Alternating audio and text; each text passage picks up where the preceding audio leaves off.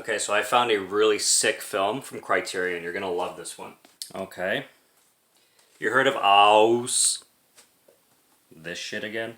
House. House. House. No. No, man, not House. House. House is a series of 4 films from the United States released in the 80s and 90s.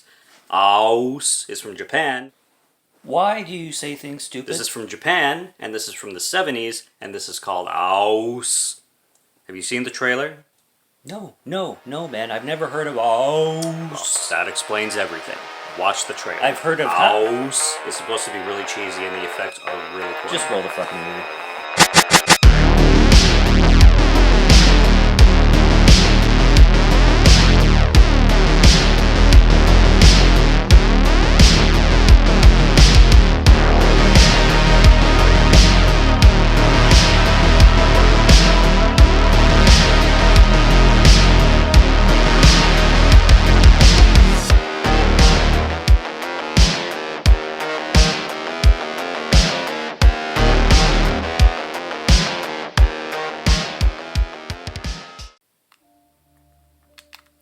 What's going on, guys? Welcome to 31 Days of Horror. I'm Morgan Film Fan. Let's jump into some scares. House is a film from Japan from 1977, also known as House, if anybody's watched the trailer. And this is a film that I've heard of for a while, and I've seen the trailer itself, and it's never really caught my interest necessarily. It always looked beyond cheesy to the point where it doesn't even look entertaining. And it just never really seemed like a film that intrigued me a whole lot. And I love Japanese cinema, so don't get me wrong. And I love, the Criterion Collection, and I love classic stuff from, international waters and Asian cinema of all kinds. So it's not like I never wanted to give this film a chance at all, and it's not like I completely rejected it whatsoever, but it definitely seemed on the cheesy side, and the effects seemed beyond cartoonish. Like literal cartoons. So it's not even beyond cartoons, it's actual cartoons when it comes to the effects. But I decided to check it out for this 31 Days of Horror, and I must say that my instincts were correct, and his film was just not for me.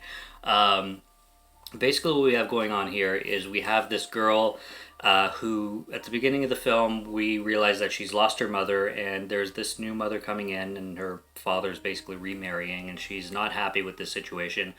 There's what I believe to be a school trip that's going to be happening, so there's a bunch of girls going on this trip to this forest, and there's like a professor with them, and they all have like strange names. Like one's named Kung Fu, one's named Gorgeous, one's named Prof. And they all have like interesting names, kind of, I guess, nicknames or somewhat to like go with their personalities.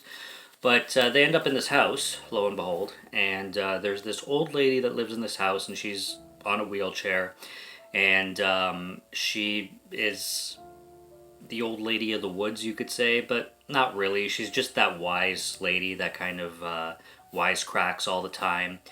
And spooky stuff starts to happen in this home as these girls stay there, and then reveals are revealed, and this old woman happens to be somebody from the main girl's past, and there's reincarnation elements going on in this story. The biggest thing that this film felt like is a live action anime, and that's what I took away from it.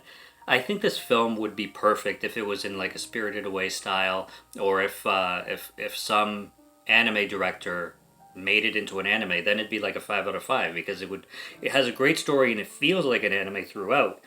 But live action, to me, it just doesn't work. Maybe it's going to work for some people. Obviously, it's a classic. I looked it up on Letterboxd, and the majority of ratings on this are 4 out of 5 and 5 out of 5. So obviously people like it. This is clearly just a me thing when it comes to this not working for me. But the effects are just beyond, like, bad, to the point where they're not even fun.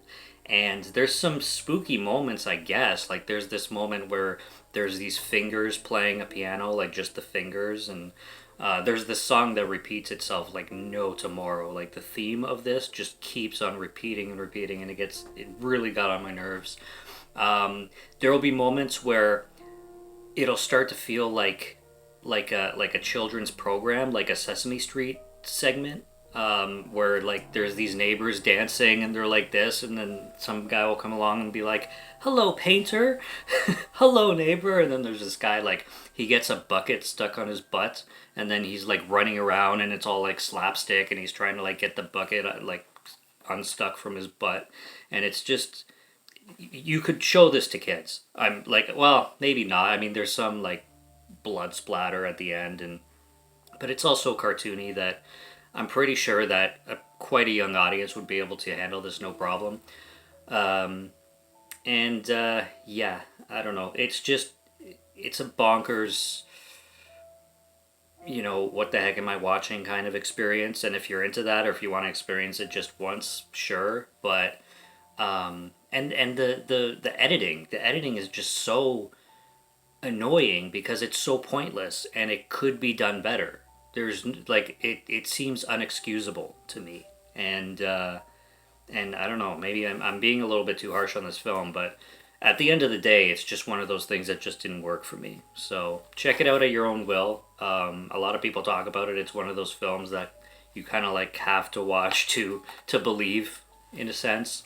But it's infamous. The story behind this film, I think, is probably a lot better than the actual film itself, if I'm going to give my own opinion on that. So, yeah, that's House. That's today's 31 Days of Horror.